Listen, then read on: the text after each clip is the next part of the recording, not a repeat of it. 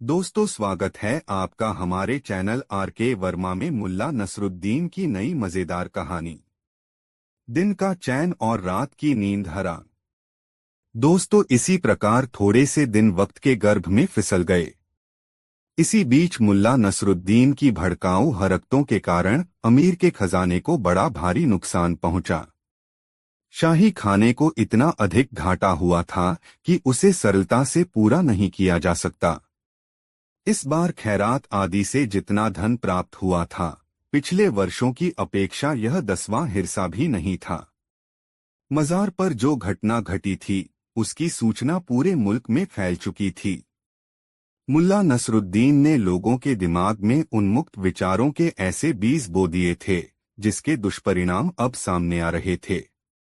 3 गांवों की रयत ने मस्जिदों के निर्माण के लिए चंदा देना बंद कर दिया था।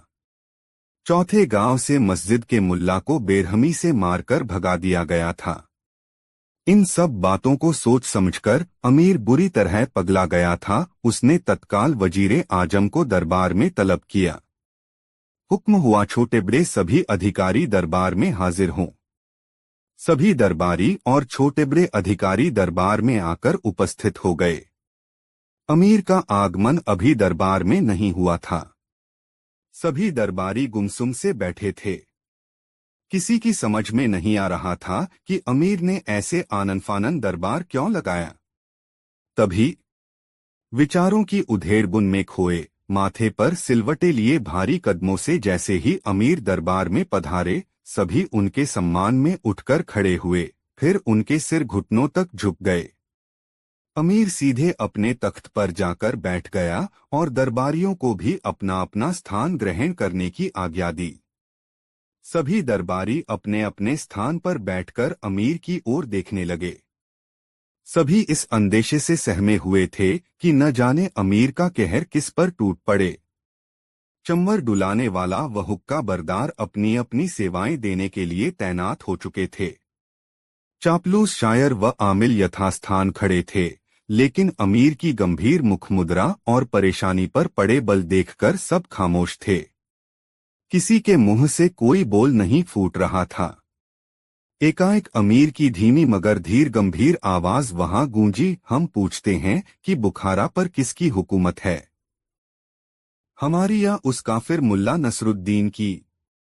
बोलते बोलते अचानक अमीर की आवाज भरी गई, बोलो, जवाब दो, हम आप लोगों का जवाब जानना चाहते हैं। यह सुनते ही सारे दरबारी थर-थर कांपने लगे। मंत्री एक दूसरे को कोहनी मार रहे थे। वह हमारे खिलाफ जनता को भड़का रहा है। धीरे धीरे अमीर की आवाज तेज होती जा रही थी, हमारे शाही खजाने को जबरदस्त घाटा पहुंच रहा है। उसने मुल्क की शांति भंग कर रखी है। हमारे दिन का चैन और रात की नींद उस कमबख्त ने छीन ली है। उस पाजी मुल्ला नसरुद्दीन को, जिसने पूरे मुल्क में कहर बर्पा किया हुआ है, कैसे ठिकाने लगाया जाए? यह जवाब हम तुम लोगों से मांगते हैं। ए इंसाफ पसंद अमीर, बेशक उस दुष्ट को ऐसी सजा मिलनी चाहिए कि उसकी रूह तक कांप उठे। लगभग सारा दरबार एक साथ बोल उठा। हम पूछते हैं कि अभी तक वह पकड़ा क्यों नहीं गया। इस बार अमीर की क्रोध भरी गुर्राहट सुनाई दी, अब तक उसकी गर्दन कलम क्यों न हो सकी? क्या वह नाचीज और बुजदिल कीड़ा इतना ताकतवर हो चुका है कि तुम सब मिलकर भी उसे मसल नहीं सकते? उसके गुनाहों की सजा दिलाना क्या तुम्हारा काम नहीं? क्या तुम लोगों को हथियार बोझ लगते हैं? क्या तुम सबके सब नामर्द हो? मुझसे नजरें मिलाओ बख्तियार, जमीन मत कुरेदो। अमीर ने सीधे ही वजीरे आजम बख्तियार को निशाना बनाया। बख्तियार ने उठकर अमीर के सम्मान में सिर झुकाया, फिर बड़े ही अदब से बोला, ऐ मेरे अजीज अमीर, आप तो इस गुलाम की खिदमतों से खुद ही भली भांति परिचित हैं। जिस समय आपने इस गुलाम को वजीरे आजम का रुतबा बख्शा था, शाही खजाने को भारी लाभ हुआ था। मैंने सरकारी नौकरी पाने पर तथा दूसरी प्रत्येक चीजों पर कर लगाकर खजाना भरा था। मैंने छोटे सिपाहियों व कर्मचारियों के वेतन आधे कर दिए और उनके खाने पीने का खर्चा भी रियाया पर डाल दिया। तुम्हारी इन खिदमतों का जिक्र मैं पहले भी कई बार सुन चुका हूँ। अमीर गुर्राया, बार बार मैं यह बकवास नहीं सुनना चाहता। मुझे तो सिर्फ इतना बताओ कि मुल्ला नसरुद्दीन को कैसे पकड़ा जाए। हुजूर, इस बार बख्तियार ने कुछ अतिरिक्त हिम्मत बटोर कर कहा, अपराधियों को पकड़ना प्रधानमंत्री के फर्ज में शरीक नहीं है। हमारे राज्य में यह उत्तरदायित्व अरसला बेग साहब को सौंपा गया है, जो कि महल के पहरेदारों व सेना के सबसे बड़े अधिकारी हैं। बख्तियार ने बड़ी सफाई से अपनी बला अरसला बेग के सिर पर डाल दी थी। अमीर फौरन अरसला बेग की ओर पलटे। हाँ, बोलो अरसला बेग, तुम क्या कहते हो? जहां पना, इस गुलाम की खिदमतें आपको बखूबी मालूम हैं। मैंने कई बार जान की बाजी लगाकर मुल्क की हिफाजत की है। बेहतरीन किस्म के जासूसों को मैंने प्रशिक्षण दिया है। खामोश गुस्ताख, अमीर हलक फाड़कर चिल्लाया, कहाँ हैं तुम्हारे वो जासूस? मुल्ला नसरुद्दीन को क्यों नहीं पकड़ा उन जासूसों ने? जितना तुम लोग अपनी खूबियां बताना जानते हो, उतना ही अपनी कमियों पर भी ध्यान देना सीखो। तुमने कभी सोचा है वह कौन सी कमी है मुझ में कि मुल्ला नसरुद्दीन जैसे एक नाचीज कीड़े को भी हम लोग नहीं कुचल सके, बल्कि उसने ही हमें घुटने टेकने पर मजबूर कर दिया है। मेरे आका, मैं खुद इस बात पर बहुत शर्मिंदा हूं कि वह बार बार हमें चकमा देकर निकल जाता है। मैं समझता हूं कि अब हमें आमिलों की सलाह लेनी चाहिए। कसम मेरे बुजुर्गों की, तुम लोगों को तो चौराहे पर सरेआम फांसी दे देनी चाहिए। अमीर ने क्रोध में आकर हुक्का बरदार को एक थप्पड़ जड़ दिया। इसके बाद आमिल की ओर पलटे। उसकी दाढ़ी इतनी लंबी थी कि वह 2 बार अपनी कमर में लपेट ले। कहिए आमिल साहब, इस मुश्किल को कैसे आसान किया जाए? वह उठा और दुआ की, फिर अपनी दाढ़ी का किनारा अपनी उंगलियों में लपेटकर बोला, हुजूर, कुछ ऐसा किया जाए कि उसके जिस्म में लहू का एक भी कतरा बाकी न रहे। दूसरे आमिल ने कहा कि उसे फांसी पर लटका दिया जाए। आमिलों के ऐसे बेतुके उत्तर सुनकर अमीर का खून खौलने लगा और वह गरजकर बोला, जाहिलों, बदमाशों, अब क्या हमें इतनी भी अक्ल नहीं कि किसी व्यक्ति का सिर काट लेने या फांसी देने से वह जिंदा नहीं बच सकता? हमने पूछा है कि उसे पकड़ा किस तरह जाए, इस बारे में आप लोग कुछ क्यों नहीं बोलते? इस बाबत किसी ने एक अल्फाज भी नहीं बोला, बल्कि सब अपनी अपनी हाँक रहे हैं। एक बात आप सब लोग कान खोलकर सुन लें, यहाँ मौजूद अधिकारियों को वेतन तब तक नहीं मिलेगा जब तक कि मुल्ला नसरुद्दीन पकड़ा नहीं जाता। हम ये भी ऐलान करते हैं कि जो उसे पकड़वाएगा उसे 3000 तंकों का इनाम दिया जाएगा। तुम लोगों की बेवकूफ़ी, काहिली व लापरवाही से खिन्न होकर हमने बगदाद से एक नया आलिम बुलवाया है, जिसका नाम मौलाना हुसैन है। अभी तक वह अमीरुल मोमनान बगदाद के खलीफा की नौकरी में था। कहकर वह एकाएक इतना उत्तेजित हो गया कि सिपाहियों से मुखातिब होकर बोला, इन सबको यहाँ से भगा दिया जाए। यह आदेश मिलते ही सिपाहियों ने दरबारियों को बाहर खदेड़ना शुरू कर दिया। बौखलाए हुए से दरबारियों पर सिपाही बुरी तरह टूट पड़े। उनके रुतबे या इज्जत का ध्यान किए बिना ही उन्होंने सबको खदेड़कर दरबार से बाहर कर दिया। दोस्तों, कहानी को एक लाइक जरूर कर दे। 2 जाफर की जूती, जाफर के सिर। चायखाने के बाहर लगी भीड़ को देखकर दूर से आते सूदखोर का माथा उनका। उसके हाथ में सोने चांदी के जेवरों से भरा एक झोला था। इस समय वह शरीफ टीले से उगाही करके लौट रहा था और नयाज कुम्हार और गुलजान के पास जाना चाहता था। उसने गुलजान के लिए कुछ जेवर भी खरीदे थे जो उसे नजर करके प्रभावित करना चाहता था। मुल्ला नसरुद्दीन नीलामी का माल बेचने के लिए बदस्तूर चीख चिल्ला रहाया। सूदखोर को वहां रुकते देखकर बहुत से लोग इधर उधर हो लिए। कारण साफ था कि बुखारा का हर तीसरा आदमी उसका सताया हुआ था। लोग उसकी परछाई से भी बचना चाहते थे। इतना सारा माल देखकर सूदखोर को लालच आ गया और उसने सोचा कि औने पौने दामों में यह माल खरीदकर वह अच्छा मुनाफा कमा सकता है। आठ मुल्ला नसरुद्दीन से मुखातिब होकर वह बोला, अरे तुम तो वही हो जिसने कल मुझे पानी में डूबने से बचाया था और मैंने तुम्हें आधा तनका इनाम में दिया था। आज तो तुम यहाँ व्यापारी बने बैठे हो। इतना माल इतनी जल्दी तुम्हारे हाथ कैसे लगा? ए सम्मानित जाफर, यह आपके द्वारा कल दिए गए आधे तनके का ही कमाल है। उसी आधे लंके से जोड़ तोड़ करके मैंने यह व्यापार शुरू किया है। देखा, यह सब कुछ तुम्हें मेरी बदौलत हासिल हुआ है। मेरे आधे तनके से तुम्हें इतना लाभ हुआ जिसकी कल्पना तुम सपने में भी नहीं कर सकते थे। बोलो, इस सारे माल का क्या लेना पसंद करोगे? सूदखोर जाफर माल को उलटने पलटने लगा। 600 तनके हुजूर, सिर्फ 600 तनके।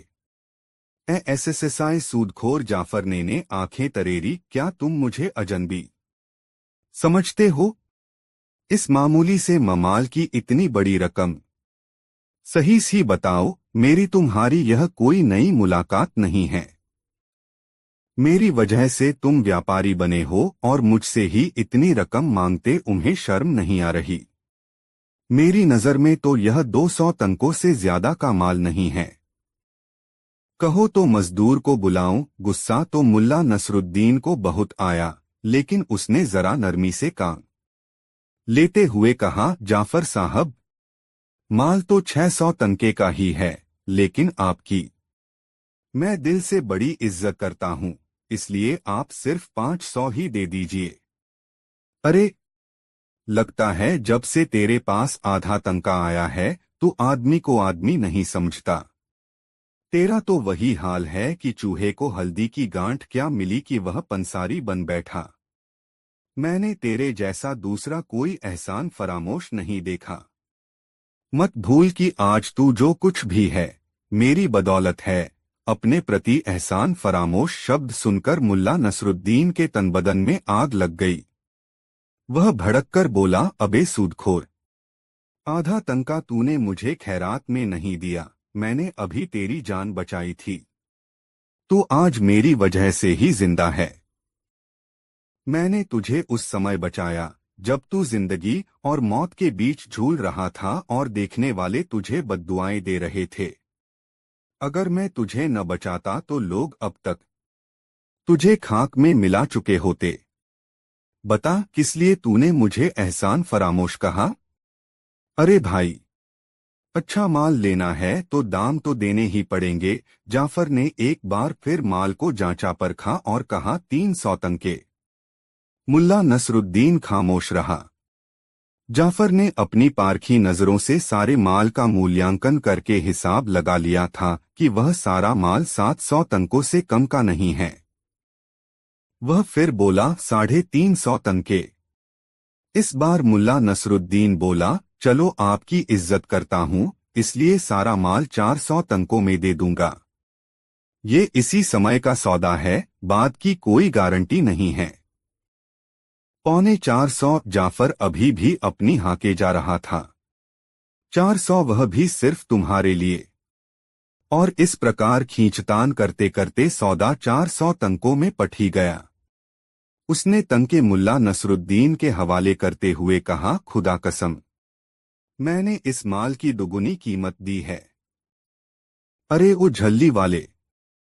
फिर उसने चौथाई तनके में एक झल्ली तय की और चल दिया। मुल्ला नसरुद्दीन ने तनके अपनी अंटी में खोसे, फिर अपना गधा खोलकर जाफर के पीछे लपकते हुए बोला, ठहरिए जाफर साहब, मैं भी उधर ही चल रहा हूँ। वह जल्दी से जल्दी एक नज़र गुलजान को देखना चाहता था और उसे इस खुशखबरी से मालामाल कर देना चाहता था कि सूदखोर जाफर अब उनका बाल भी बांका नहीं कर सकता। अरे तुम इतनी जल्दी में कहाँ जा रहे हो? आपकी और मेरी मंजिल एक ही है जाफर साहब, मुल्ला नसरुद्दीन ने आंखें मटकाकर कहा। हम दोनों एक ही स्थान पर और एक ही काम से जा रहे हैं। लेकिन तुम्हें मेरे काम की क्या खबर? जाफर ने चटखारा लगाकर कहा। यदि तुम्हें मेरे काम की खबर लग जाती तो तुम्हें मुझसे ईर्ष्या होने लगती, और यदि तुम्हें मेरे काम की खबर लग जाती तो ईर्ष्या के मारे आप अपने बाल नोचने लगते। तू जुबान बहुत लड़ाता है, जानता है मुझसे बात करने की अच्छे अच्छों की हिम्मत नहीं तन्ही होती। लोग मेरे नाम से ही कांपते हैं। मैं रईस हूँ, मेरी इच्छा पूरी होने में कोई बाधा नहीं आती। मैंने बुखारा की सबसे खूबसूरत लड़की को पाने की तमन्ना की थी और अब कुछ देर बाद वह मेरी हो जाएगी। अंगूर खट्टे हैं, मुल्ला नसरुद्दीन ने कहा। फिर पास से गुजरते हुए एक अंगूर वाले से एक गुच्छा अंगूर खरीद लिए और बोला। अंगूरों को देखकर एक किस्सा याद आ गया जाफर साहब। हाँ हाँ, मालूम है, मगर इन ऊटपटांग बातों में भला क्या रखा है? बेमतलब की बातों में वक्त क्यों खराब कर रहे हो? जाफर साहब, इन बातों का मतलब हर कोई नहीं समझ सकता, कहते हुए उसने अंगूरों का गुच्छा अपनी पगड़ी में लटका लिया। आगे जाकर सड़क दाईं ओर मुड़ गई। मोड़ से कुछ ही आगे गुलजान और नयाज कुम्हार एक पत्थर पर बैठे थे। जाफर को आते देखकर कुम्हार उठ खड़ा हुआ। उसकी आंखों के दीप जैसे बुझ चुके थे और वह पत्थर जैसी दिखाई दे रही थीं। गुलजान ने भी एक दर्द भरी सर्द आह भरकर मुंह दूसरी ओर फेर लिया। वह बड़े ही मर्मांत स्वर में कराही। हम लुट गए अब्बू। हमें अब इस शैतान के पंजे से कोई नहीं बचा सकता। या अल्लाह, मदद कर। जाफर उसके बिल्कुल करीब पहुंच गया। पत्थर को भी पिघला देने वाली गुलजान की सिसकियों का भी उस पर कोई प्रभाव नहीं पड़ा। वह उसके यौवन से अपनी हवस की भूख भूख मिटाना चाहता था। कुम्हार, मियाद खत्म हो चुकी है। कानून के मुताबिक अब तुम दोनों मेरे गुलाम हो। आज से तेरी बेटी मेरी गुलाम व रखैल होगी। कहते हुए उसने गुलजान का नकाब पूरे अधिकार से उलट दिया। फिर बोला, देखो, यह बुखारा की सबसे हसीन लड़की आज मेरी सेज की शोभा बनेगी। अब मुझे बताओ कि किसको किससे ईर्ष्या करनी चाहिए। मैं मानता हूं कि यह लड़की बेपनाह खूबसूरत है, लेकिन क्या आपके पास कुम्हार की रसीद है? बड़े सब्र से मुल्ला नसरुद्दीन ने उससे पूछा। हाँ हाँ है, क्यों नहीं, जाफर ने कहा। यह देखो, बिल्कुल पक्की रसीद है। कर्ज की रकम व अदा करने की तारीख साफ साफ पढ़ लो और ये देखो, नीचे कुम्हार के अंगूठे का निशान भी है। जाफर ने रसीद दिखाते हुए कहा। मुल्ला नसरुद्दीन ने उसके हाथ से रसीद ले ली। तब तक गुलजान को रोते सिसकते देखकर कुछ राह चलते लोग भी वहां रुक गए थे। मुल्ला नसरुद्दीन ने रसीद पर नजर डालकर कहा, हाँ, रसीद तो बिल्कुल ठीक है।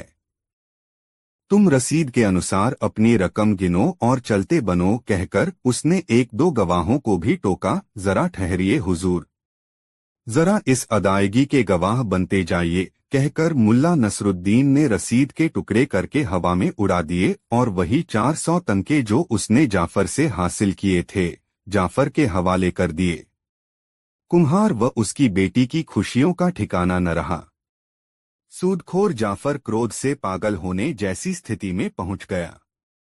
गवाहों ने एक दूसरे को आंख मारी। वे जाफर की हार पर मंद मंद मुस्करा रहे थे। मुल्ला नसरुद्दीन ने पगड़ी में खोसा अंगूर का गुच्छा निकालकर एक मोटा सा अंगूर मुंह में रखा और चटकारा लगाया। सूदखोर का पूरा बदन क्रोध से कांप रहा था। उसकी इकलौती आंख सुर्ख होकर क्रोध की अधिकता के कारण बाहर को उबल पड़ी थी। कुबर कांप रहा था। मुल्ला नसरुद्दीन कूदकर अपने गधे पर बैठ गया। तभी गुलजान ने अपनी खनकती आवाज में कहा, ए अजनबी, हमें अपना नाम तो बताते जाओ, ताकि हमें यह तो पता चले कि इस नेक काम के लिए किसके नाम की दुआ करूं। आखिर मैं भी तो सुनो कि तेरा नाम क्या है, ताकि मैं तेरे लिए दिल खोलकर बद्दुआ कर सकूं। क्रोध से कांपता हुआ जाफर भी बोला। गर्व और खुशी से दमक रहा था मुल्ला नसरुद्दीन का चेहरा। उसने बुलंद आवाज में कहा, सुनो जाफर, बगदाद हो या तेहरान, इस्तांबुल हो या बुखारा, लोग मुझे एक ही नाम से जानते हैं, और वह है सबका प्यारा, सबका दुलारा मुल्ला नसरुद्दीन। यह नाम सुनते ही सूदखोर जाफर को ऐसा लगा मानो उसके वजूद पर बिजली गिर पड़ी हो। आश्चर्य और भय से उसका चेहरा सफेद पड़ गया। उसने झल्ली वाले को आगे की ओर धकेल कर कहा, भागो, जल्दी भागो, सिर पर पैर रखकर भागो। मुल्ला नसरुद्दीन हमारे पीछे पड़ा है, जल्दी भागो। वह गोली की भांति भागा। हालांकि लंगड़ाहट और कुबड़ की वजह से वह भागने में असमर्थ था, मगर मुल्ला नसरुद्दीन का खौफ ऐसा था कि वह जान छुड़ाकर भाग रहा था। जबकि उपस्थित लोगों को जैसे ही पता चला कि यह शख्स मुल्ला नसरुद्दीन है, वैसे ही वहां लोगों में उत्साह छा गया। मुल्ला नसरुद्दीन जिंदाबाद, गरीबों का सहारा, मुल्ला नसरुद्दीन। गुलजान भी अपना चेहरा नकाब में छिपाए खुदा से दुआ कर रही थी कि या अल्लाह, अपने इस नेक बंदे को मेरी बाकी उम्र दे दे।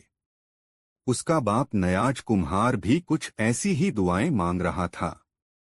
जाफर रोता बिलखता अमीर की अदालत की ओर जा रहा था। बदहवासी और पागलपन में वह अपने सिर के बाल नोच रहा था।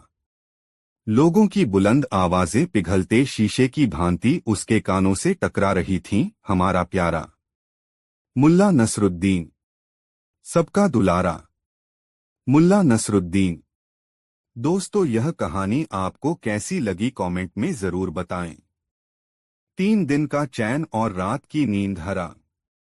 इसी प्रकार थोड़े से दिन वक्त के गर्भ में फिसल गए। इसी बीच मुल्ला नसरुद्दीन की भड़काऊ हरकतों के कारण अमीर के खजाने को बड़ा भारी नुकसान पहुंचा। शाही खाने को इतना अधिक घाटा हुआ था कि उसे सरलता से पूरा नहीं किया जा सकता। इस बार खैरात आदि से जितना धन प्राप्त हुआ था, पिछले वर्षों की अपेक्षा यह 10वां हिस्सा भी नहीं था। मजार पर जो घटना घटी थी, उसकी सूचना पूरे मुल्क में फैल चुकी थी। मुल्ला नसरुद्दीन ने लोगों के दिमाग में उन्मुक्त विचारों के ऐसे बीज बो दिए थे, जिसके दुष्परिणाम अब सामने आ रहे थे। 3 गांवों की रयत ने मस्जिदों के निर्माण के लिए चंदा देना बंद कर दिया था। चौथे गांव से मस्जिद के मुल्ला को बेरहमी से मारकर भगा दिया गया था। इन सब चातों को सोच समझकर अमीर बुरी तरह पगला गया था। उसने तत्काल वजीरे आजम को दरबार में तलब किया। हुक्म हुआ छोटे बड़े सभी अधिकारी दरबार में हाजिर हों।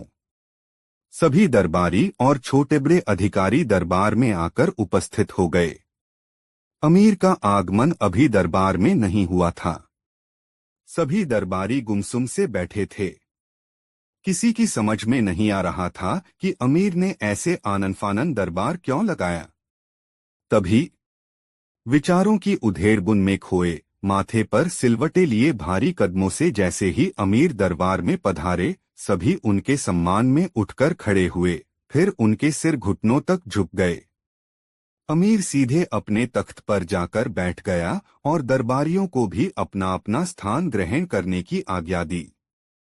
सभी दरबारी अपने अपने स्थान पर बैठकर अमीर की ओर देखने लगे। सभी इस अंदेशे से सहमे हुए थे कि न जाने अमीर का कहर किस पर टूट पड़े। चंवर डुलाने वाला व हुक्का बरदार अपनी अपनी सेवाएं देने के लिए तैनात हो चुके थे। चापलूस शायर व आमिल यथास्थान खड़े थे, लेकिन अमीर की गंभीर मुखमुद्रा और परेशानी पर पड़े बल देखकर सब खामोश थे। किसी के मुंह से कोई बोल नहीं फूट रहा था। एकाएक अमीर की धीमी मगर धीर गंभीर आवाज वहां गूंजी, हम पूछते हैं कि बुखारा पर किसकी हुकूमत है, हमारी या उस काफिर मुल्ला नसरुद्दीन की। बोलते बोलते अचानक अमीर की आवाज भर्रा गई, बोलो, जवाब दो, हम आप लोगों का जवाब जानना चाहते हैं। यह सुनते ही सारे दरबारी थर थर कांपने लगे। मंत्री एक दूसरे को कुहनी मार रहे थे। वह हमारे खिलाफ जनता को भड़का रहा है। धीरे धीरे अमीर की आवाज तेज होती जा रही थी। हमारे शाही खजाने को जबरदस्त घाटा पहुंच रहा है। उसने मुल्क की शांति भंग कर रखी है।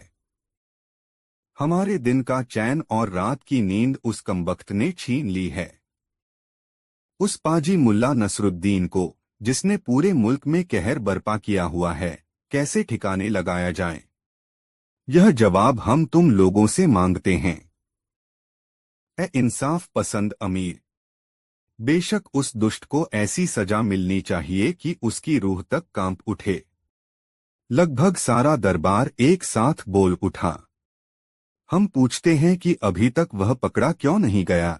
इस बार अमीर की क्रोध भरी गुर्राहट सुनाई दी। अब तक उसकी गर्दन कलम क्यों न हो सकी? क्या वह नाचीज और बुजदिल कीड़ा इतना ताकतवर हो चुका है कि तुम सब मिलकर भी उसे मसल नहीं सकते? उसके गुनाहों की सजा दिलाना क्या तुम्हारा काम नहीं? क्या तुम लोगों को हथियार बोझ लगते हैं? क्या तुम सबके सब नामर्द हो? मुझसे नजरें मिलाओ बख्तियार। जमीन मत कुरेदो। अमीर ने सीधे ही वजीरे आजम बख्तियार को निशाना बनाया। बख्तियार ने उठकर अमीर के सम्मान में सिर झुकाया, फिर बड़े ही अदब से बोला, ऐ मेरे अजीज अमीर, आप तो इस गुलाम की खिदमतों से खुद ही भली भांति परिचित हैं। जिस समय आपने इस गुलाम को वजीरे आजम का रुतबा बख्शा था, शाही खजाने को भारी लाभ हुआ था। मैंने सरकारी नौकरी पाने पर तथा दूसरी प्रत्येक चीजों पर कर लगाकर खजाना भरा था। मैंने छोटे सिपाहियों व कर्मचारियों के वेतन आधे कर दिए और उनके खाने पीने का खर्चा भी रियाया पर डाल दिया। तुम्हारी इन खिदमतों का जिक्र मैं पहले भी कई बार सुन चुका हूँ। अमीर गुर्राया, बार बार मैं यह बकवास नहीं सुनना चाहता। मुझे तो सिर्फ इतना बताओ कि मुल्ला नसरुद्दीन को कैसे पकड़ा जाए। हुजूर, इस बार बख्तियार ने कुछ अतिरिक्त हिम्मत बटोर कर कहा, अपराधियों को पकड़ना प्रधानमंत्री के फर्ज में शरीक नहीं है। हमारे राज्य में यह उत्तरदायित्व अरसला बेग साहब को सौंपा गया है, जो कि महल के पहरेदारों व सेना के सबसे बड़े अधिकारी हैं। बख्तियार ने बड़ी सफाई से अपनी बला अरसला बेग के सिर पर डाल दी थी। अमीर फौरन अरसला बेग की ओर पलटे। हाँ बोलो अरसला बेग, तुम क्या कहते हो? जहां पना, इस गुलाम की खिदमतें आपको बखूबी मालूम हैं। मैंने कई बार जान की बाजी लगाकर मुल्क की हिफाजत की है। बेहतरीन किस्म के जासूसों को मैंने प्रशिक्षण दिया है। खामोश गुस्ताख, अमीर हलक फाड़कर चिल्लाया, कहाँ हैं तुम्हारे वो जासूस? मुल्ला नसरुद्दीन को क्यों नहीं पकड़ा उन जासूसों ने? जितना तुम लोग अपनी खूबियां बताना जानते हो, उतना ही अपनी कमियों पर भी ध्यान देना सीखो। तुमने कभी सोचा है वह कौन सी कमी है मुझ में कि मुल्ला नसरुद्दीन जैसे एक नाचीज कीड़े को भी हम लोग नहीं कुचल सके, बल्कि उसने ही हमें घुटने टेकने पर मजबूर कर दिया है। बहुत शर्मिंदा हूं कि वह बार बार हमें मेरे आका, मैं खुद इस बात पर बहुत चकमा देकर निकल जाता है। मैं समझता हूं कि लेनी चाहिए अब हमें आमिलों की सलाह, कसम मेरे बुजुर्गों की। तुम लोगों को तो चौराहे पर सरेआम फांसी दे देनी चाहिए। अमीर ने क्रोध में आकर हुक्का बरदार को एक थप्पड़ जड़ दिया। इसके बाद आमिल की ओर पलटे। उसकी दाढ़ी इतनी लंबी थी कि वह 2 बार अपनी कमर में लपेट ले। कहिए आमिल साहब, इस मुश्किल को कैसे आसान किया जाए?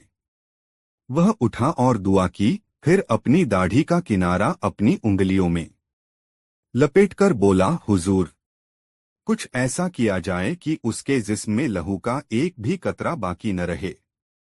दूसरे आमिल ने कहा कि उसे फांसी पर लटका दिया जाए। आमिलों के ऐसे बेतुके उत्तर सुनकर अमीर का खून खौलने लगा और वह गरजकर बोला, जाहिलों, बदमाशों, अब क्या हमें इतनी भी अक्ल नहीं कि किसी व्यक्ति का सिर काट लेने या फांसी देने से वह जिंदा नहीं बच सकता? हमने पूछा है कि उसे पकड़ा किस तरह जाए, इस बारे में आप लोग कुछ क्यों नहीं बोलते?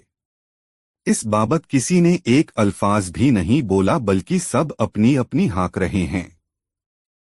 एक बात आप सब लोग कान खोलकर सुन लें, यहाँ मौजूद अधिकारियों को वेतन तब तक नहीं मिलेगा जब तक कि मुल्ला नसरुद्दीन पकड़ा नहीं जाता। हम ये भी ऐलान करते हैं कि जो उसे पकड़वाएगा उसे 3000 तंकों का इनाम दिया जाएगा। तुम लोगों की बेवकूफ़ी, काहिली व लापरवाही से खिन्न होकर हमने बगदाद से एक नया आलिम बुलवाया है जिसका नाम मौलाना हुसैन है। अभी तक वह अमीरुल मोमनान बगदाद के खलीफा की नौकरी में था। कहकर वह एकाएक इतना उत्तेजित हो गया कि सिपाहियों से मुखातिब होकर बोला, इन सबको यहाँ से भगा दिया जाए। यह आदेश मिलते ही सिपाहियों ने दरबारियों को बाहर खदेड़ना शुरू कर दिया। बौखलाए हुए से दरबारियों पर सिपाही बुरी तरह टूट पड़े। उनके रुतबे या इज्जत का ध्यान किए बिना ही उन्होंने सबको खदेड़कर दरबार से बाहर कर दिया। दोस्तों, कहानी कैसी लगी कमेंट में जरूर बताएं और यह वीडियो अपने मित्रों के पास जरूर शेयर करें। 4 दोस्तों मुल्ला नसीरुद्दीन अपनी बेगम के साथ अपने पुश्तैनी मकान में रहता था। मकान बहुत पुराना था और जीर्णशीर्ण अवस्था में पहुंच चुका था। बरसात के दिन थे। आसमान में बादल छाए हुए थे। हल्की बूंदाबांदी हो रही थी। बुजुर्गों का अनुमान था कि कभी भी घनघोर वर्षा हो सकती है। बारिश के दिनों में मुल्ला नसीरुद्दीन की पत्नी परेशान रहा करती थी। छत से रिसाव होता रहता था। घर की चीजें बारिश के पानी से गीली होकर खराब होने लगती थीं। वह हर बरसात में मुल्ला नसीरुद्दीन को मकान की मरम्मत कराने के लिए कहती, मगर मुल्ला नसीरुद्दीन की कमाई इतनी नहीं थी कि वह अपने मकान की मरम्मत करा सके। इधर छत के रिसाव को लेकर मुल्ला और उसकी पत्नी के बीच रोज चकचक हो रही थी। जितनी जोर से वर्षा होती उतनी जोर से मुल्ला की पत्नी चीखती चिल्लाती। आज सुबह साइबान में उसका पाँव फिसल गया, तब उसने मुल्ला नसीरुद्दीन को खपती और निठल्ला कहकर कोसा। मुल्ला नसीरुद्दीन के लिए खपती और निठल्ला संबोधन असह्य हो गया और वह बारिश की परवाह किए बगैर अपने घर से बाहर निकल गया। बहुत देर तक मुल्ला नसीरुद्दीन गांव की गलियों में बेचैन सा घूमता रहा। गांव के एक कोने में उसने एक मकान बनता देखा तो यह जानने के लिए उत्सुक हो उठा कि आखिर एक मकान बनाने के लिए कितने पैसों की जरूरत होगी। वह मन ही मन कुछ सोचता हुआ निर्माण स्थल के पास चला आया। उस समय भी हल्की बारिश हो रही थी। मुल्ला नसीरुद्दीन पानी से तरबतर हो रहा था। मुल्ला निर्माणाधीन मकान के अहाते में घुस आया और छज्जे के नीचे आकर खड़ा हो गया, मानो वह पानी से बचने के लिए वहां आ गया हो। थोड़ी देर के बाद उसे पीछे से किसी ने टोका, तुम मुल्ला नसीरुद्दीन हो न? मुल्ला नसीरुद्दीन पीछे से आई आवाज सुनकर बैंक गया और पीछे मुड़कर देखा। उसकी आंखों के सामने एक संभ्रांत वृद्ध मुस्कुराता हुआ खड़ा था। उसकी सफेद शफ्फाफ दाढ़ी में अजीब सी चमक थी। बाल भी सफेद थे और भौहें भी सफेद थीं। वह चमकीला सफेद रेशमी लिबास पहने हुए था। मुल्ला नसीरुद्दीन ने गौर किया तो उसे उस वृद्ध की मुस्कान जानी पहचानी लगी। ज़ेहन पर जोर देने पर उसके मुंह से बेसाख्ता निकला, अरे आप कलीमुल्लाह चाचा। बूढ़े ने हंसते हुए हाँ की मुद्रा में गर्दन हिलाई और अपनी बाहें फैला दी। मुल्ला नसीरुद्दीन भी दौड़कर उस वृद्ध से लिपट गया। यह इत्तफाक मुल्ला नसीरुद्दीन और कलीमुल्लाह दोनों के लिए सुखद था। कलीमुल्लाह उसके पिता के मित्र थे। जिस साल उसके पिता का निधन हुआ था उसी साल कलीमुल्लाह अपने बेटे के पास अरब चले गए थे। उनका इकलौता बेटा अरब में जाकर बस गया था और वहीं लकड़ियों के कारोबार में लगा हुआ था। कलीमुल्लाह के साथ उनकी बेगम भी अरब चली गई थीं। इस गांव में उनकी इफरात संपत्ति लावारिश पड़ी थी। 3 साल पहले कहीं से मुल्ला नसीरुद्दीन को खबर मिली कि कलीमुल्लाह चाचा की बेगम का निधन हो गया है। उस दिन वह बहुत उदास हो गया था। वह कलीमुल्लाह साहब की बेगम को चाची जान कहा करता था। वे उसको बहुत प्यार करती थी। अपने बेटे और उसमें वे कोई फर्क नहीं करती थीं। लेकिन कलीमुल्लाह चाचा कब आए और यहाँ क्या कर रहे हैं, इसके बारे में वह कुछ नहीं जानता था। कलीमुल्लाह उसे बाहों के घेरे में लिए उसका ललाट चूम रहे थे। अपनी तलहथियों में उसके चेहरे को समोकर कलीमुल्लाह ने कहा, खुदा का लाख लाख शुक्र है बेटे कि उसने तुम्हें मेरे पास भेज दिया। तुमसे मुलाकात करने की ख्वाहिश थी मगर आते ही अपने तीनों मकानों को दुरुस्त कराने में लग गया। रहने वाला कोई नहीं, मगर क्या करूं, बाप दादाओं की अर्जित संपत्ति को बर्बाद होता भी तो नहीं देख सकता। और यह काम ऐसा है कि अपनी नजर के सामने कराई जाए तो उसकी बात ही कुछ और होती है। अब इसी मकान को देखो, 3 महीने में बनकर तैयार हो गया। बस रंगरोगन का काम बचा है। आज बारिश नहीं हो रही होती तो आज ही रंगरोगन का काम हो जाता। एक साथ 25-30 मजदूर खट रहे हैं। सारी सामग्री मौजूद है। अब जिस दिन बारिश थमेगी उस दिन यह काम भी पूरा हो जाएगा। मैं रहूंगा तो वहीं अपनी पुरानी हवेली में। यह मकान खाली पड़ा रहेगा। कभी कोई आगंतुक आ गया तो उसे यहाँ ठहरा दिया करूंगा। कलीमुल्लाह बोल रहे थे। मुल्ला नसीरुद्दीन उनकी बाहों में लिपटा उनकी बातें सुन रहा था। उसे अपने अब्बू की याद आ रही थी। तभी कलीमुल्लाह ने पूछा, अच्छा बेटे मुझे बताओ, तुम यहाँ क्या कर रहे थे? कुछ परेशान से भी दिख रहे हो। बताओ क्या बात है? मुल्ला नसीरुद्दीन ने मासूमियत से अपनी बेगम की नाराजगी और पुश्तैनी मकान की बदहाली का जिक्र करते हुए कहा, जब बेगम का बोलना बंद नहीं हुआ तब सुकून के लिए मैं खुद निकल गया और बेख्याली में चलता रहा। जब इस नए मकान पर मेरी नजर पड़ी तो मैं यहाँ के मिस्त्री से यह जानने के ख्याल से अहाते में आ गया कि एक साधारण मकान बनाने में कितना खर्चा आएगा। कलीमुल्लाह हैरत से मुल्ला नसीरुद्दीन को देखने लगे। कितना मासूम और ईमानदार शख्स है। इस जमाने में ऐसे भी शख्स हो सकते हैं, इसका ख्याल तो कभी तसव्वुर में भी नहीं आया। उन्होंने मुल्ला नसीरुद्दीन से कहा, बेटा तुम्हें खुदा ने मेरे पास भेजा है। तुम्हारे आने से पहले मैं यही सोच रहा था कि इस घर में रहेगा कौन। बेटा अरब में बस गया है। इसी साल मैं 88 वर्ष का हुआ हूं। पकी हड्डी है, न जाने कब टपक जाए। तू इस मकान की चाबी अपने साथ लेता जा और अपना सामान लाकर यहाँ रहना शुरू कर दे। मैं जब तक यहाँ हूँ तुम्हारे पास आता जाता रहूंगा।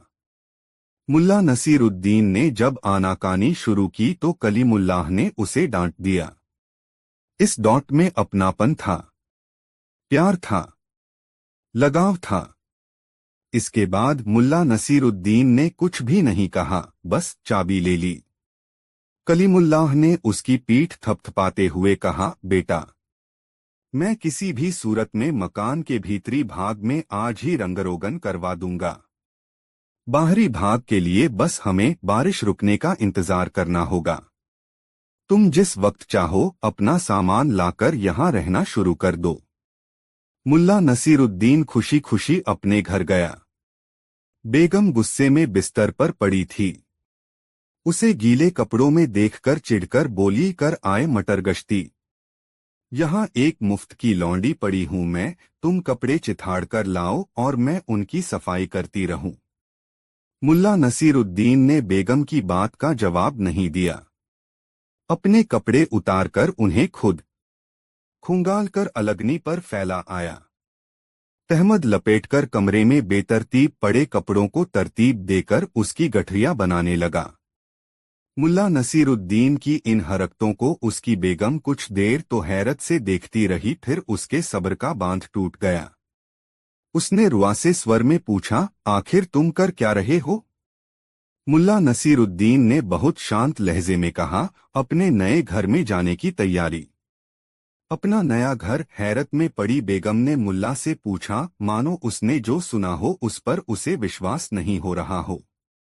हाँ बेगम, अपना नया घर? इस बार मुल्ला नसीरुद्दीन की आवाज में शोखी थी।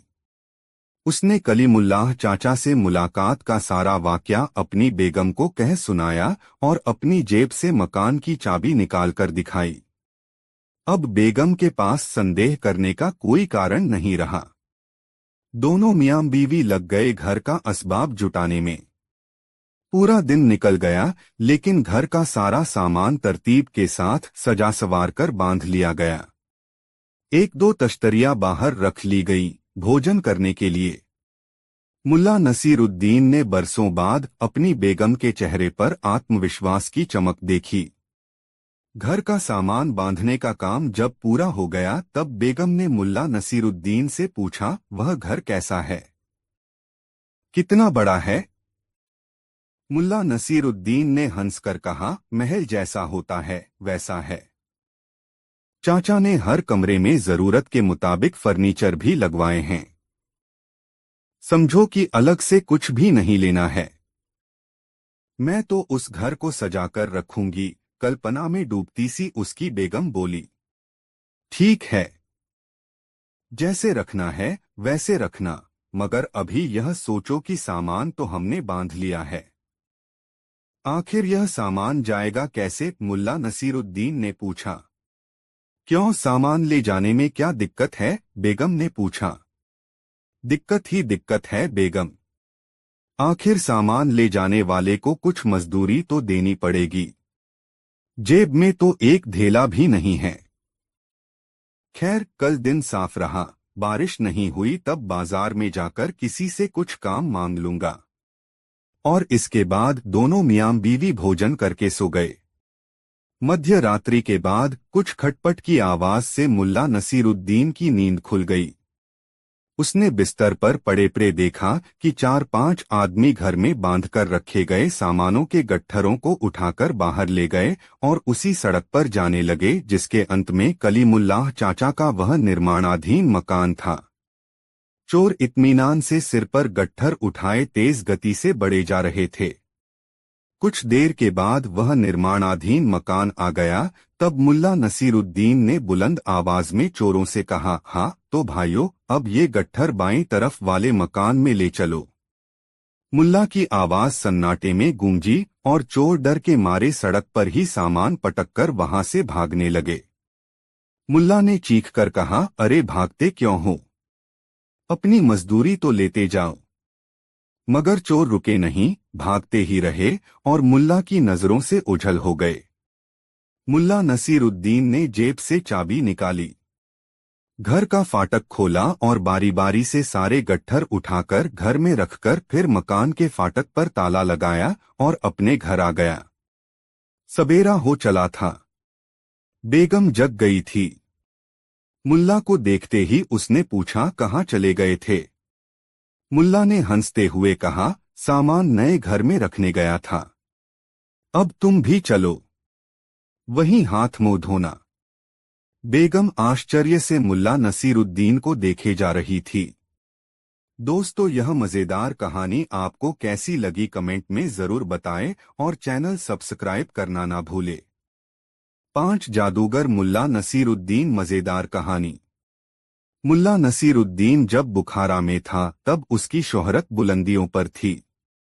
बुखारा के अमीर लोग मुल्ला नसीरुद्दीन की मोहब्बत पसंद करते थे।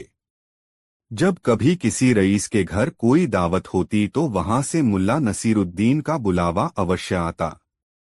मुल्ला नसीरुद्दीन भी ऐसी दावतों में जाना पसंद करता था क्योंकि इससे कई तरह के लोगों से मिलना जुलना हो जाता था और आसपास घटित हो रही घटनाओं की जानकारी भी मिल जाती थी।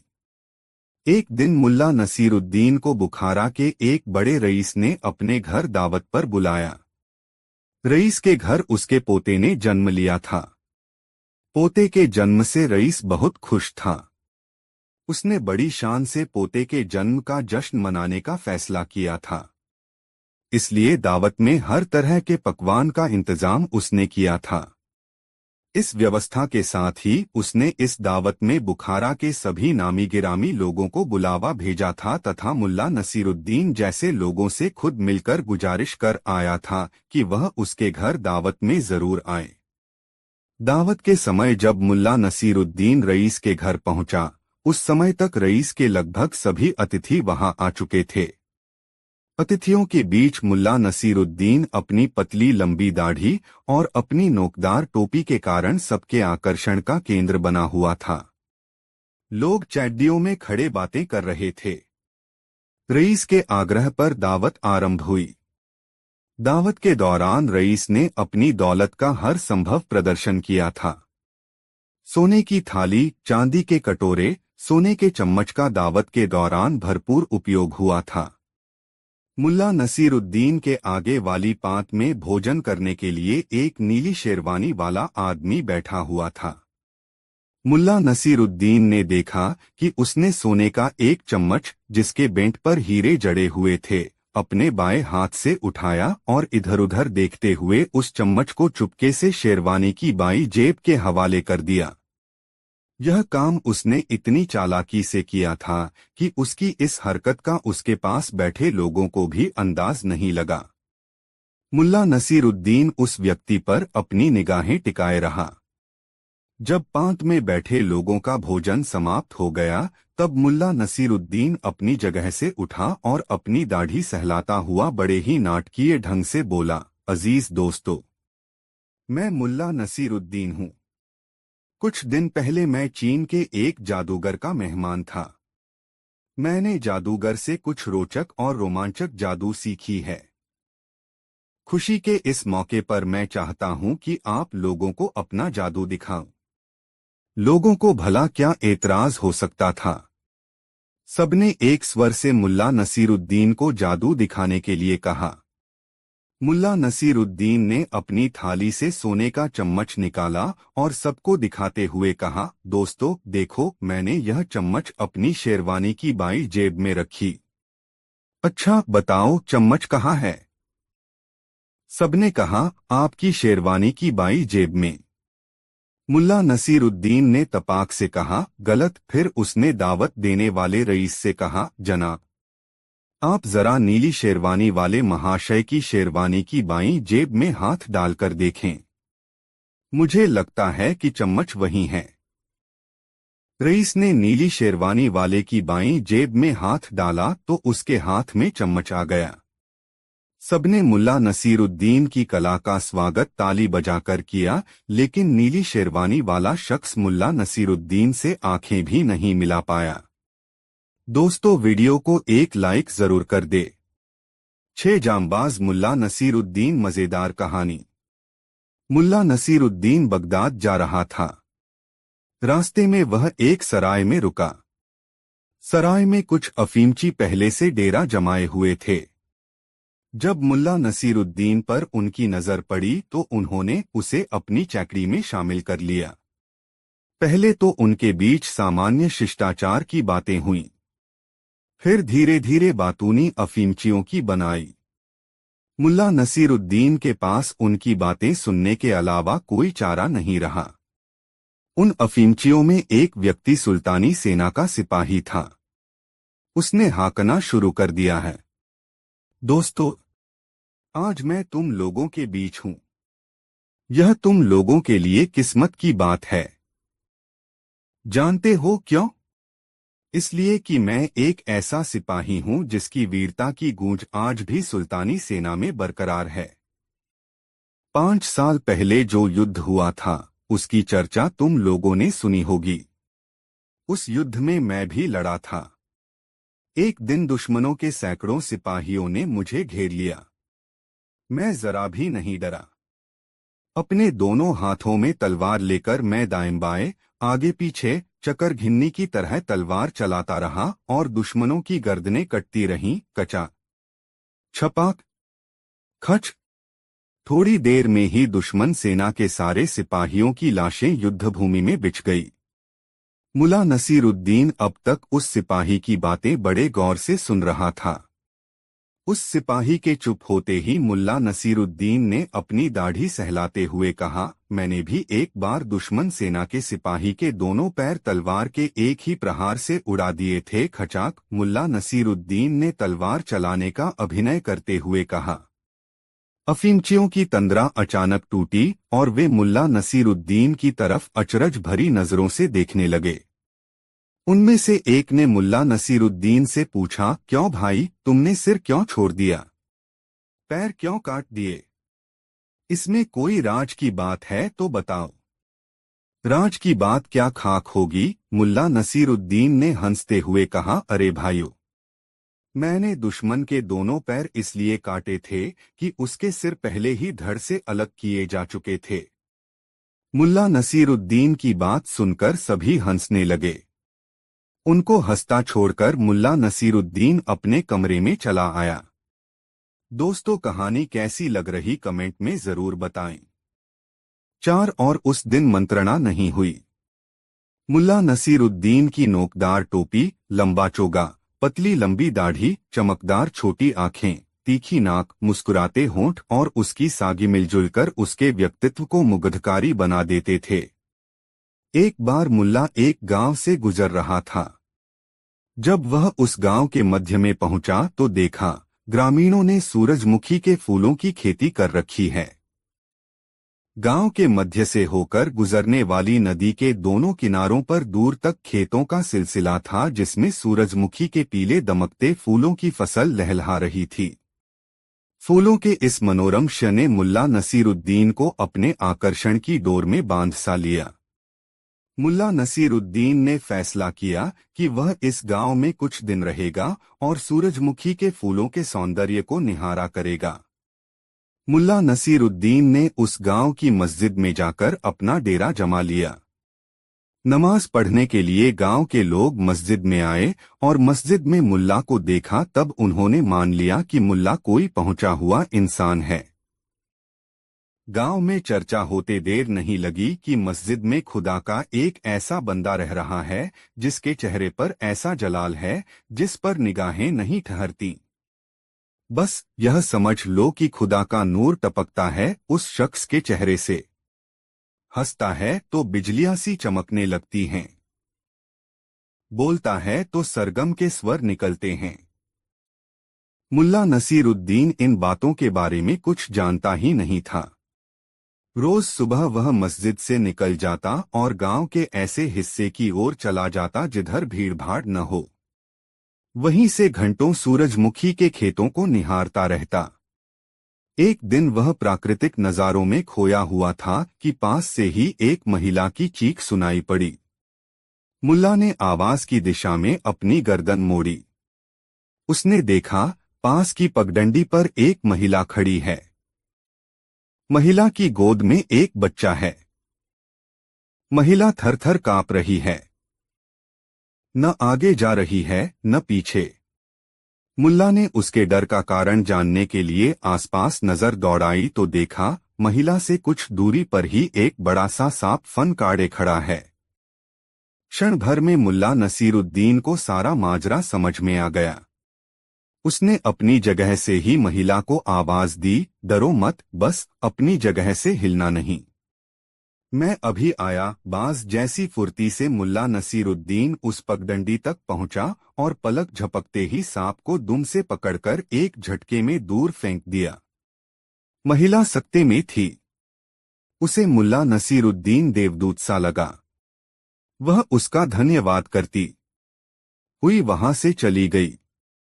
दूसरे दिन मुल्ला नसीरुद्दीन गांव के सीमांत की पहाड़ियों की ओर निकल गया। उस दिन एक चरवाहा पहाड़ी से लुढ़क गया और वह सीधे खाई में गिरने ही जा रहा था कि अचानक एक करिश्माई हाथ ने उसे थाम लिया।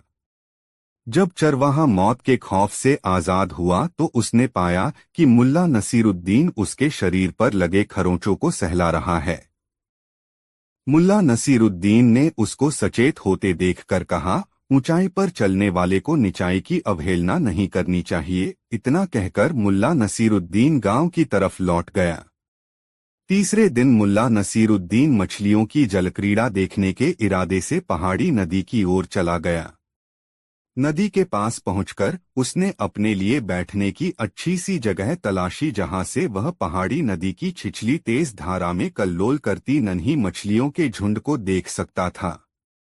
वह ऐसी जगह पर बैठा था जहां से 10 कदम की दूरी पर ही एक खड्ड जैसी संरचना थी, जहां से यह छिछली पहाड़ी नदी झरने की तरह गिरती थी।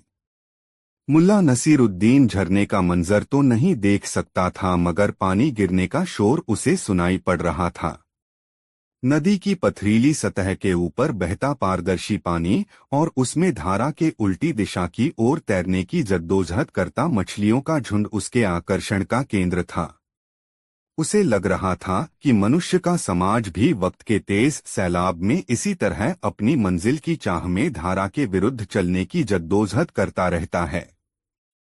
किसी किसी को मंजिल मिल पाती है और बाकी वक्त के बहाव के आगे पस्त होकर नियति का शिकार बन जाते हैं।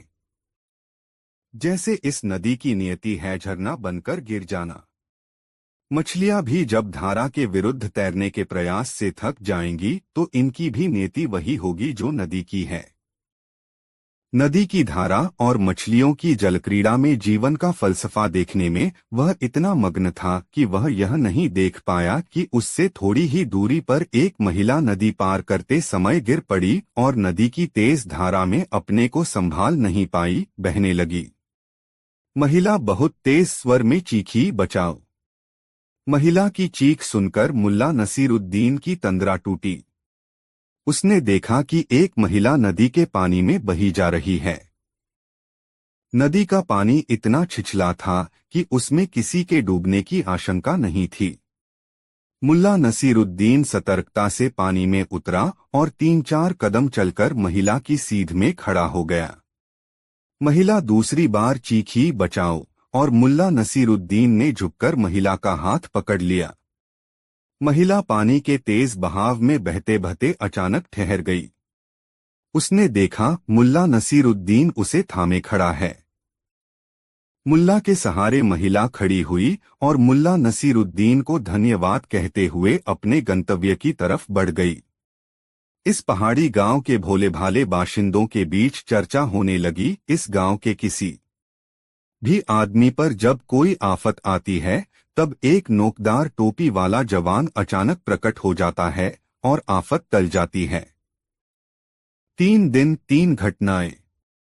तीनों घटनाओं में किसी की जान बचाने के लिए एक नोकदार टोपी वाला शख्स लोगों के सामने प्रकट होता है और संकट की घड़ी टल जाती है।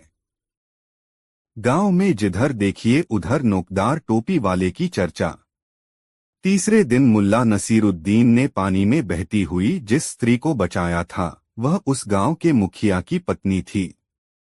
उसने तो मुखिया से यह जाकर कहा कि वह पानी में बहते हुए झरने में गिरने ही वाली थी कि नोकदार टोपी वाले ने अपना हाथ इतना लंबा कर लिया कि मुझको पकड़ सके, और ऐन वक्त पर उसने मुझे पकड़ लिया, नहीं तो मेरी हड्डी पसली एक हो चुकी होती। दूसरे दिन मुल्ला नसीरुद्दीन ने पहाड़ी पर फिसले जिस चरवाहे को बचाया उसने चर्चा फैला दी कि पहाड़ी की चोटी पर खड़े एक नोकदार टोपी वाले ने वहीं खड़े खड़े हाथ बढ़ाकर बीच पहाड़ी से फिसलने पर मुझे लपक लिया। पहले दिन मुल्ला ने जिस महिला के आगे से एक सांप को हाथ से पकड़कर दूर फेंक दिया था, उस सांप के बारे में उस गांव में ऐसी मान्यता थी कि वह सांप इतना विषैला है कि यदि किसी को छू भी ले तो उसका विष चढ़ जाता है। हंसने की बात तो दूर, उस महिला ने जगह जगह यह चर्चा फैला दी कि नोकदार टोपी वाले पर जहर का भी असर नहीं होता। और इस तरह अनचाहे अनजाने मुल्ला नसीरुद्दीन उर्फ नोकदार टोपी वाला उस गांव में एक सिद्ध पुरुष मान लिया गया। मुखिया को जब पता चला कि उसकी पत्नी के प्राणों की रक्षा करने वाला शख्स उसी के गांव की मस्जिद में रहता है, तब उसने गांव वालों से पूछा, क्यों भाइयों, आप लोगों को पता है कि अपने गांव में एक सिद्ध महात्मा पधारे हुए हैं? उन्होंने गांव के कई लोगों की, जिनमें महिलाएं और बच्चे भी शामिल हैं, जान बचाई है। उन्हें काल के मुंह से बाहर निकाल लिया है। हाँ हाँ, शायद आप नोकदार टोपी वाले जनाब की बात कर रहे हैं। हाँ हाँ, वही। जब ऐसा सिद्ध और उपकारी पुरुष हमारे गांव में मौजूद है, तब उसके प्रति हम लोगों का भी तो कुछ कर्तव्य बनता है। चलिए हम सब मिलकर उन्हें कुछ चढ़ावा चढ़ाएं। गांव वालों ने हामी भरी। गांव भर में चंदा एकत्रा कर मुखिया गांव के कुछ चुनिंदा लोगों के साथ शाम ढलने के बाद मस्जिद पहुंचा। मुल्ला नसीरुद्दीन उस वक्त सोने की तैयारी में था। गांव वालों को आया देख मुल्ला नसीरुद्दीन उठकर बैठ गया। उसकी समझ में नहीं आया कि आखिर माजरा क्या है। ये लोग जमात बनाकर मस्जिद में मेरे पास क्यों आए हैं? क्या ये लोग मुझे मस्जिद से निकाल बाहर करना चाहते हैं? मगर मुल्ला के सामने जब मुखिया ने चढ़ावे की थैली रखी और कहा, है सिद्ध पुरुष, हम ग्रामीणों की तरफ से यह छोटी सी भेंट स्वीकार कीजिए, तब मुल्ला के मन का भय दूर हुआ। उसने समझ लिया कि गांव के भोले भाले लोग उसे सिद्ध पुरुष समझ रहे हैं। मन से निश्चल मुल्ला नसीरुद्दीन ने तय किया कि वह इन लोगों के सामने अपनी हकीकत बयान करेगा ताकि उसे लोग आम इंसान ही समझें, सिद्ध पुरुष नहीं। इस निश्चय के बाद मुल्ला ने कहा, भाइयों, मुझे आप लोगों का मिलने आना बहुत अच्छा लगा। मेरा नाम मुल्ला नसीरुद्दीन है। मैं बुखारा से आया हूँ। आपका गांव मुझे बहुत अच्छा लगा। यहाँ सूरजमुखी की खेती होती है और मुझे सूरजमुखी के फूल बहुत अच्छे लगते हैं। यही कारण है कि मैं आपके गांव में ठहर गया है। आप सभी से गुजारिश है कि आप लोग मुझे सिद्ध महात्मा की श्रेणी में नहीं रखें। मैं आप लोगों जैसा ही इंसान हूँ जिसे भूख लगती है, प्यास लगती है और जो अपनी भूख मिटाने के लिए आपकी तरह की काम करता है। इसलिए मुझे चढ़ावा या भेंट देने की भी आवश्यकता नहीं है। मगर मुखिया एवं अन्य ग्रामीणों ने मुल्ला नसीरुद्दीन की एक नहीं सुनी और भेंट स्वीकार करवाकर ही माने। जब मुल्ला ने ग्रामीणों की भेंट स्वीकार कर ली, तब मुखिया ने मुल्ला नसीरुद्दीन से कहा, कल चैपाल मैदान में शाम को गांव के सारे लोग जमा रहेंगे।